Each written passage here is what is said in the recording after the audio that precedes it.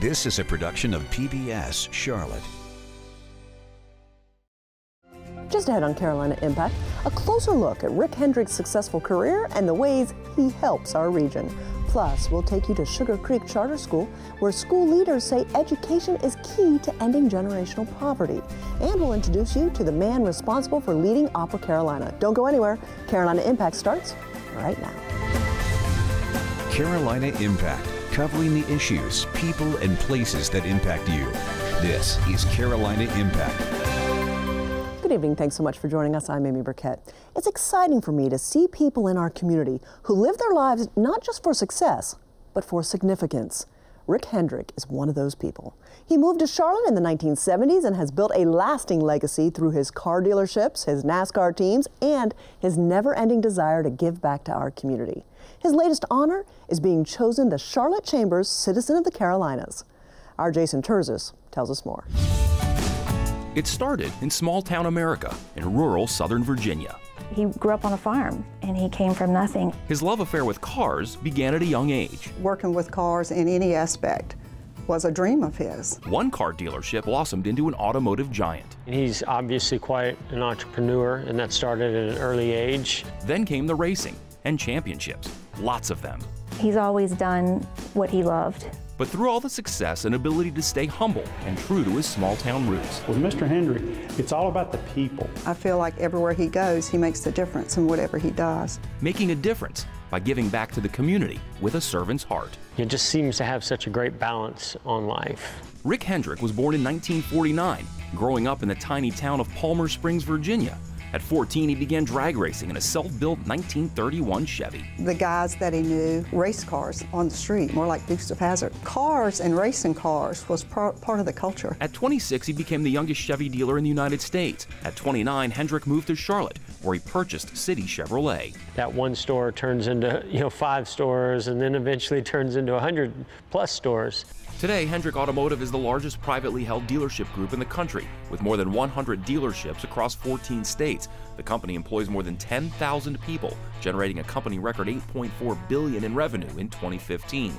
Selling cars was one thing, but racing them was always Rick's passion. In the mid-'80s, he launched Hendrick Motorsports. His drivers have combined to win a dozen championships in NASCAR's top series, including 4 by Jeff Gordon and a record-tying 7 by Jimmie Johnson. The heart of Hendrick Motorsports is a state-of-the-art 430,000 square foot facility in Concord. It includes a museum, gift store, and race shops where the cars are built. Also on site, Rick's personal car collection. With over 200 classics, it's guaranteed to be the envy of any car enthusiast. My father, if I could think of a word to really, as a metaphor of who he's a builder. And it's not just building things, it's how he builds them. Rick believes that life is really a people business, not a car business, not a racing business, but a people business. He sets an example of, listen, we're not going to get there without being a team, without working together, and without working extremely hard. Talk to those who know Rick, and they'll tell you his accomplishments are great, but it's the person he is that really makes him special. He had so much respect for his mother and his father, and it was obvious that he was raised in a way that, in a small town living on a farm, that you gave back. It was a mindset. It was a belief system. After being diagnosed with leukemia in 1996, Rick formed the Hendrick Marrow Program. Since then, he's given millions to charities, including Together We Feed, Be the Match, Levine Children's Hospital, Drive to End Hunger, the Leukemia and Lymphoma Society, Nazareth Children's Home, and the Charlotte Observer Summer Camp Fund. A few years ago, there was a shortfall in funding the Charlotte-Mecklenburg school system where sports was going to be cut out of middle schools. He made a $250,000 donation that went with an anonymous donation to keep middle school sports alive. He's been giving to poor children in his community and funding camps for kids in the summer for as long as I can remember. I don't think I've ever seen him meet a family or a child that was in need that he didn't help.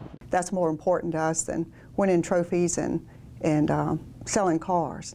is to be able to help those in need. Shortly after son Ricky, brother John, and several team members were killed in a 2004 plane crash, the Hendricks donated $3 million to help start Levine Children's Hospital. Their donation went to the Pediatric Intensive Care Unit, a place where the sickest of the sick come for care. And so now children that are born in this community or in our region, and frankly now we're starting to see children from across the country come to us and choose us for their care. They don't need to go anywhere else. Ongoing donations by the Hendricks to Levines have totaled more than $4.5 million. So our contribution goes far beyond the floor and the unit, but it steps into people's lives personally, and it personally helps them and personally changes and saves lives. So we're thrilled to be a part of it. You can't put a dollar on a child's life. And no dollar amount or award can sum up what Rick Hendrick means to our community. Our 2016 Citizen of the Carolinas, Rick Hendrick. In late November, in front of an estimated 2,000 people, the Charlotte Chamber presented Hendrick with its highest honor. First of all, I'm honored and humbled to be here tonight to receive this award from a city that's meant so much to me and my family. We love it here. It's been good to us. And I'm proud to say that of our 11,000 employees and teammates now, 5,000 of them are in the Carolinas. Rick Hendrick, the 2016 Citizen of the Carolinas. For Carolina Impact, I'm Jason Terzis reporting. Thanks so much, Jason. Joining me now is Bob Morgan, President and CEO of the Charlotte Chamber of Commerce. Bob, thanks so much for joining us. We always appreciate your time. Glad to be here. Happy New Year to you. Hey, Happy New Year to you as well. 2016 was a tough one for businesses in our area. HB2, a heated gubernatorial race, challenges with the riots in Uptown. Yet, in spite of all those negatives, our business community still had a pretty good year. What were some of the accomplishments? Well, Charlotte's a remarkable economy with remarkable momentum. Yes, we took some hits, many related to HB2, some specific companies that did not bring jobs that had been planned, several major high-profile sporting events and meetings, and we continue to deal with HB2, of course. But we created several thousand new jobs, primarily companies that are already here, growing as the national economy grows, and it continues to be a story of what sells for Charlotte. We have a cost of living that's 95% of the national average. We have a workforce that's large. We know how to run businesses and make things, those of us who live here. And the Charlotte Airport continues to give us a level of connectability, fifth largest, fifth busiest airport in the country, a level of air service far greater than our population size might indicate. Those and other attributes continue to sell well. But the one thing we always know, the only thing I think we can always count on, is the fact that change is the only constant in life. So there's a lot of change coming now in 2017. What are some things that you're looking for through the Chamber? Well, first of all, we still need a fix for HB2. It's a problem, and we need the legislature and local leaders to come together and give us a fix for that. Regarding the police shootings in September, they really put a spotlight on the work of the Opportunity Task Force, this idea that prosperity is not evenly spread throughout our community, and the recommendations of the task force are going to come out in the first quarter. We intend to make those recommendations a priority. We need for the community to do that because we've got some serious long-term systemic issues that need to be addressed, or we're going to repeat the events we saw back in September, most likely. On a more positive, proactive front, we're very excited, the Charlotte Chamber and the Charlotte Regional Partnership. We've spent a lot of time over the last 2 years developing an economic development strategic plan for the marketing of the region. Never has that been more important than ever. 2017 is about implementation, execution, deliver on the recommendations of that plan.